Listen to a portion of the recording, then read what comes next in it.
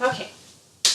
Approximately 7.6 million companion animals enter the shelters nationwide each year. Of those, approximately 3.9 million are dogs and 3.4 million are cats. Each year, approximately 2.7 million animals get euthanized. If those numbers shock you, they are supposed to. These are bad numbers, and there is a way to change these numbers, even if it's just to a small effect. You can always adopt a pet, and today I'm going to teach you how to adopt a pet from learning a few simple steps. Alright, first off, we're going to see whether or not you're ready for a pet. It's easy to determine if you're ready for a pet by asking yourself a few simple questions, learning a bit about your personality. You need to evaluate your life. How busy are you? How long do you work? Are you clean? Is your house animal proof? Do you have time to train?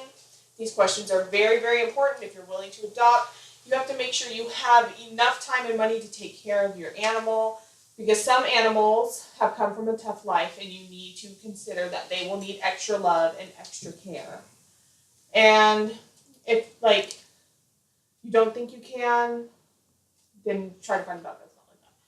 Okay, but if you really don't think you can, don't adopt, because so many people adopt a pet thinking that it'll be easy, only to bring them back very soon, which puts them through the adoption cycle over and over, which is very painful.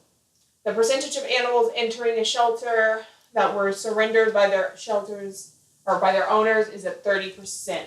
Make sure you're willing to really, really adopt, and so you don't cycle them through. Now that we've talked about whether or not you're ready to adopt a pet, we're going to talk about choosing the type of animal. Some animals have an average of 14 years, like dogs and cats, and then there are some that average around 80 years, like birds. It's really what you want to deal with in your life, if you think you can deal with something that lives for 80 years, or if you feel like you can deal with something that lives for 6 or 7. It depends on the size of the dog, how long they live. Okay, see which animal you connect with by asking if you can take them out. Usually some shelters will let you spend time one-on-one with the animals, so you can see if you connect with them, and you can kind of learn about their personality. Okay, you find cats, dogs, and small animals, even horses and livestock at some shelters. In fact, many are available. If you look at your local shelter, all you have to really do is take a look.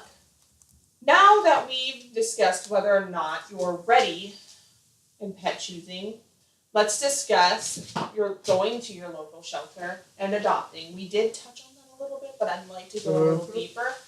Pick a time of day when you're ready to pick your pet. Look around, see which one you connect with, determine size, age, and personality.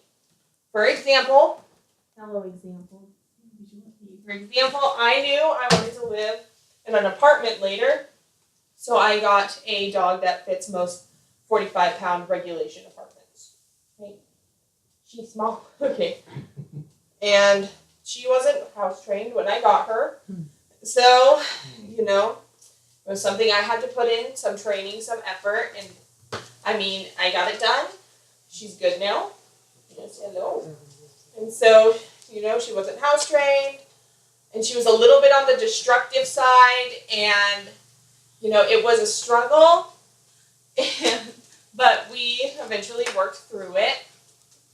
And, it's just, she sheds a lot, so there has to be constant cleaning, constant brushing, and it is a lot of work, but I do not regret it. It has improved my life, and hopefully I'm improving hers since I adopted her. All right, in conclusion, I've taught you how to help animals by giving them a forever home, and hopefully I have well-informed you all to be capable humans and adopters. I'm confident you learned how much ready you are to adopt, how ready you are to find a type of animal, whether it be cat, dog, bird, mouse, whatever they have at the shelter, and to go to your shelter and find them. And adoption is a very powerful and special thing, and I hope it's something that you can do with your life.